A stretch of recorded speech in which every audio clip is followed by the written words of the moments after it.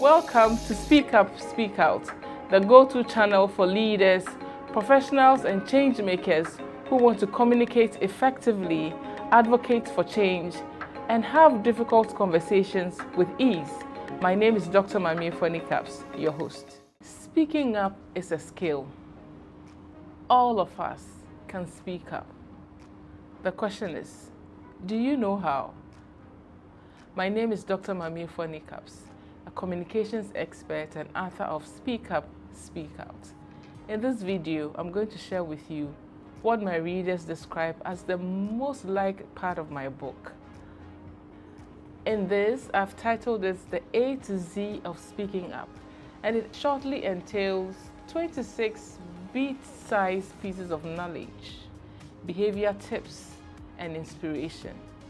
So it's a practical guide and memorable way to integrate speaking up into your life. If there's something you're interested in, keep on watching. So let's get into the A. But even before we get on, I want you to think about how can you use this A to Z of speaking up. One, you can focus on one letter per day. You can either be linear in your approach or you decide on whichever letter you want to. So maybe for day one, you would focus on letter A and integrate that into your work or your conversations. You could make a photocopy or you could save this video as your favorite and come back to listen to it over and over again so that you can pick up these tips and work with them. Then you could also introduce the ideas to your team members or to your family members so that as a team collectively, you can all use and tap into the power of your voice. Speak up to create change or influence a decision in your workplace or learn how to have difficult conversations better. So I invite you to listen as I read bits and pieces of this from my book. So step A is action. A, the letter A is action. And that's something that you can remember, action. Remember, in my previous videos, I talked about the fact that confidence follows action. So step one in using your voice and in speaking up is action. Now, I love this quote. It says, courage is resistance to fear, mastery of fear, not the absence of fear. My previous video, I talked about how you can overcome fear and speak up confidently. And this is important because fear is the number one factor that holds most of us from speaking up and asking for the things that we truly deserve. So taking action is the foundation of any advocacy work or even demanding for what you want or demanding for change. Take action. So it's whether it's your willingness to stand up against discrimination or whether you're championing a cause you believe in, the willingness to act is the first step in seeing that which you desire to come to fruit. So maybe you can start by identifying little action steps that you can take to address a particular situation that you're not too happy about, or to confront or have that conversation that you've been avoiding to have. Action. So think about it. What's one action I can take today? Alternatively, what's one thing I can do to help me in my bid to speak up and use my voice and tap into influence? Number two, the B is boldness. Boldness. Be bold, be brave enough to be your true self, says Queen Latifah. Be bold. Boldness, like taking action, is not the absence of fear. But even in spite of the fear, you still be bold. So boldness is the key to amplifying your advocacy efforts or the key to amplifying your voice, be it in the workplace or the community. I'm sure so many of us can relate to having something to say in a conversation, but holding back.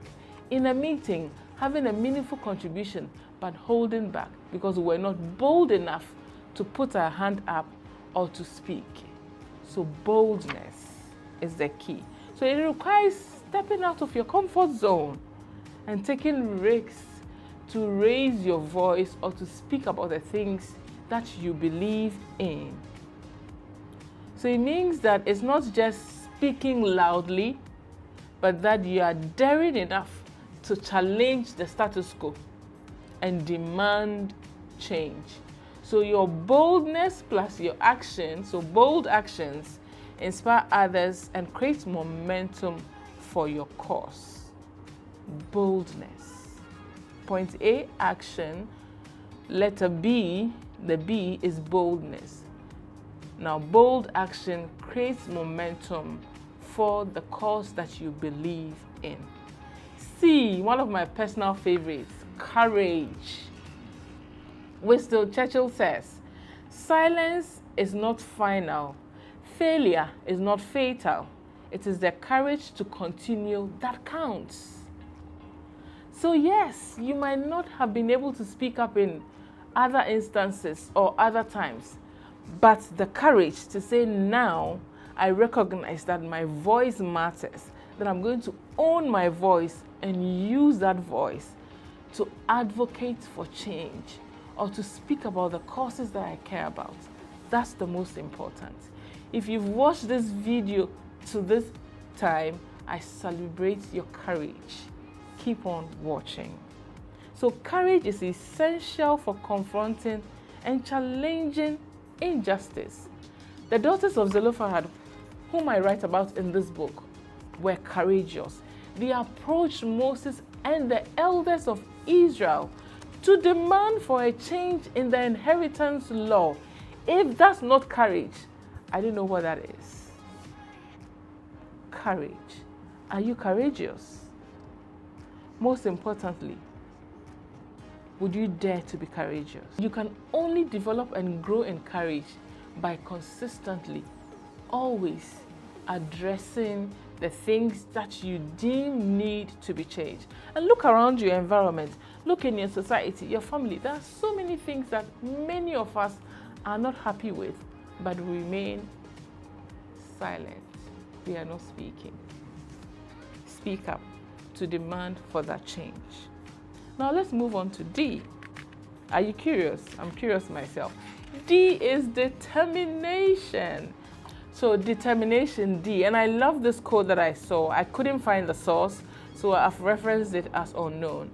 It says, determination is doing what needs to be done even when you don't feel like doing it. And oh my, those days will come, no matter how passionate you are, that you wouldn't feel like speaking up, putting your hand up, challenging injustice or wrong.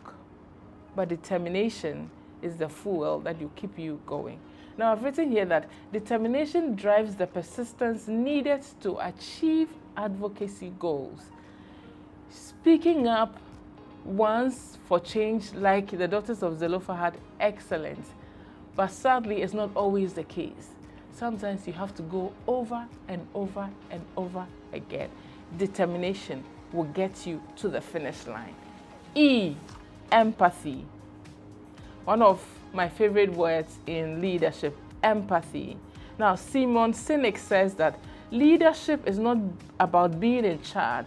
It's about taking care of those you are in charge of. So empathy, putting yourself in the shoes of the other person. So yes, we want to speak up. We want to advocate for change. But could you consider asking yourself, how will this person feel after hearing my message? How can I better frame this message in an empathetic way that I am still able to drive my points? Remember, we want a win-win situation. So I've written here that empathy is your ability to understand and share the feelings of others. And it is crucial for effective advocacy or crucial for influencing or demanding for change. It allows you to connect with those you are advocating for and to communicate their needs and experiences authentically. Empathy, be empathetic. F, focus. Focus is the key to achieving your goals. You have to be focused. Are you working on this? In this day of distraction, there are 1,001 things you could be doing at the same time, but maintain your focus. Choose one particular thing and hone in on it. Keep saying it. Keep speaking up. Keep showing up until you see the change that you are desirous of seeing. So focus involves clarity and concentration on your advocacy goals. Be focused. So your focus should show in your message. Know exactly what it is that you are demanding for and the redress that you seek. In the case of the daughters of Zelophehad, they said, we want our father's inheritance. They were clear in their messaging. That was because they were focused. They knew what it was that they wanted. So focus is important. G, gathering. So information is the oxygen of the modern age. And that's a quote from Ronald Reagan. G, information. Facts. In my previous videos, I talked about this, that if you really want to advocate or speak up and be heard, you need your facts, you need your data, you need your information, so that you are not just speaking from a place of emotions, you're not just emotional about your demand, but it's backed by facts and data.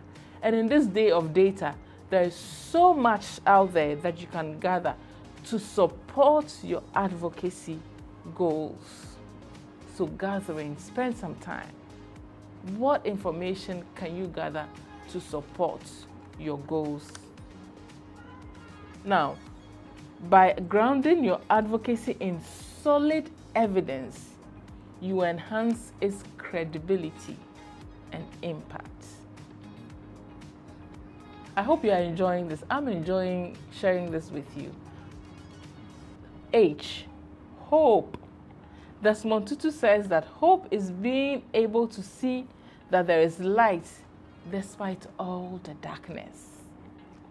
And like I said, when you begin this journey, you might hear a number of no's before you get your first yes. But let that hope that there is light at the end of the tunnel, that one day this thing that I'm demanding for, if it is recognition, if it is promotion, one day I'm going to get it. Let it keep you going. Don't give up. Let hope keep you alive. Hope is the driving force that sustains advocacy efforts. It is the belief that change is possible and that our actions can make a difference. Yes, your actions can make a difference. And without hope, you might give up and say, I've done it for a week. I've done it for a year. I mean, we've been talking about equality, rights forever. We are still talking about it. If we lose hope, we won't see any change. Hope should keep you alive and keep that vision alive. The final one I want to touch on, integrity. Oprah Winfrey says that real integrity is doing the right thing, knowing that nobody is going to know whether you did it or not. So that thing you have seen that is wrong, if you speak up or you don't speak up, nobody might even know. But are you going to do it anyway? Because you know that's the right thing to do. Integrity. Integrity is the quality of being honest and having strong moral principles. In advocacy or in speaking up, maintaining integrity is crucial for building trust and credibility. Can you be trusted? Integrity. Doing what you know is right, whether somebody would know it or not. Would you speak up about that thing Would you use your voice to influence change or not? The choice is yours. If you enjoyed these nuggets, I would encourage you to grab a copy of my book, Speak Up, Speak Out, where I delve much more into these, and you can find all the strategies that would help you on this journey of using your voice and creating positive change.